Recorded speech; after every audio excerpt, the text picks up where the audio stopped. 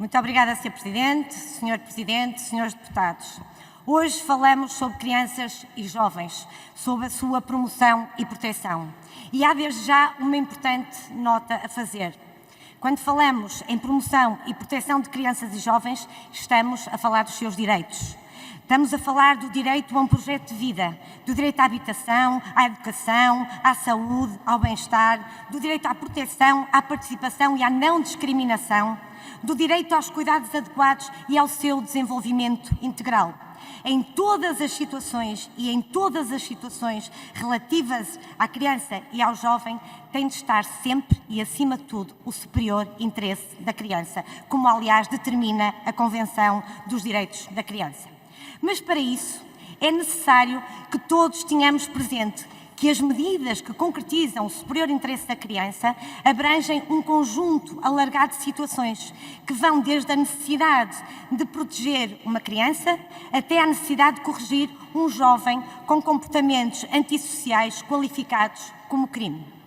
Se é verdade que o regime jurídico diferencia crianças em perigo de jovens autores da prática de crimes qualificados, de factos qualificados como crime, a verdade também é que existem pontos de ligação entre a Lei Tutelar Educativa e a Lei de Proteção de Crianças e Jovens em Perigo.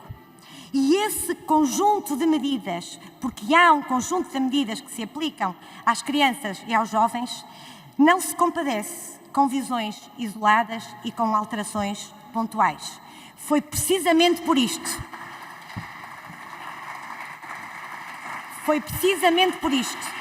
que o PSD propôs a criação de uma subcomissão eventual para a justiça juvenil e o sistema de promoção e proteção de crianças e jovens, para se fazer uma reflexão sobre a necessidade de políticas públicas em distintos planos. Uma reflexão centrada na análise do fenómeno da delinquência juvenil, na análise do regime tutelar educativo, na análise do regime de promoção e proteção de crianças e jovens, do funcionamento e capacitação das comissões de proteção de crianças e jovens em perigo. E com que objetivo? Com o objetivo de desencadear medidas concretas capazes de melhorar as regras e as respostas que existem atualmente, consolidar o que está bem e corrigir e melhorar o que não está bem. Mas, como já vem sendo habitual, o Partido Socialista, que não faz nem deixa fazer, chumbou esta proposta do PSD. E então, o que é que acontece com este comportamento do Partido Socialista? O que acontece é que ocorrem propostas isoladas, alterações pontuais, quando o caminho deveria ser um caminho de propostas e de respostas estruturais integradas para a infância e a juventude. E por isso lamentamos que o Partido Socialista tenha inviabilizado esta visão alargada e integrada. Senhores deputados, quanto às medidas em concreto que aqui estão em discussão, maioritariamente centradas no acolhimento familiar, é importante dizer o seguinte: são propostas meritórias, são respostas algumas que visam melhorar e fomentar o acolhimento familiar, que deve efetivamente ser uma prioridade. Crescer no ambiente familiar tem de ser a prioridade em todas as políticas públicas.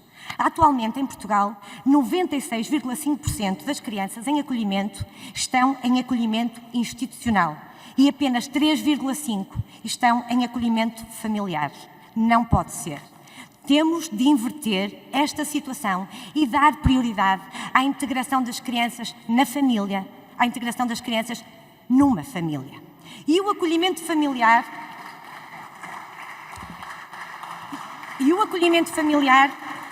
é efetivamente uma dessas respostas que garanta à criança e ao jovem uma integração em meio familiar, bem como uma prestação de cuidados adequados às suas necessidades, bem-estar e desenvolvimento integral, e também garante a recuperação física e psicológica das crianças e jovens vítimas de qualquer forma de exploração ou abuso.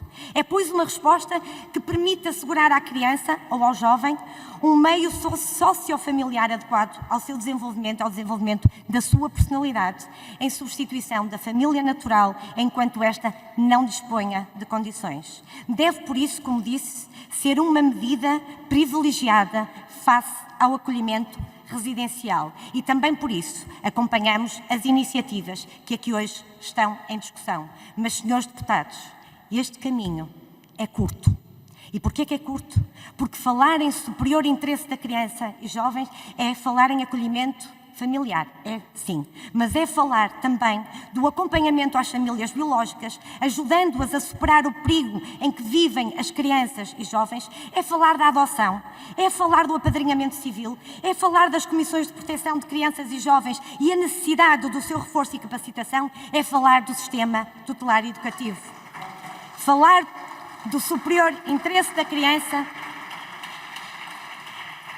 falar do superior interesse da criança é falar em todas as áreas, em todas as matérias, em todas as dimensões da vida que sejam capazes de garantir a todas as crianças um projeto de vida, um desenvolvimento integral e o seu bem-estar. Por isso, esperamos que na especialidade possamos fazer este debate que falta, a reflexão aprofundada e integrada e que possamos ir mais longe nas respostas para a infância e para a juventude.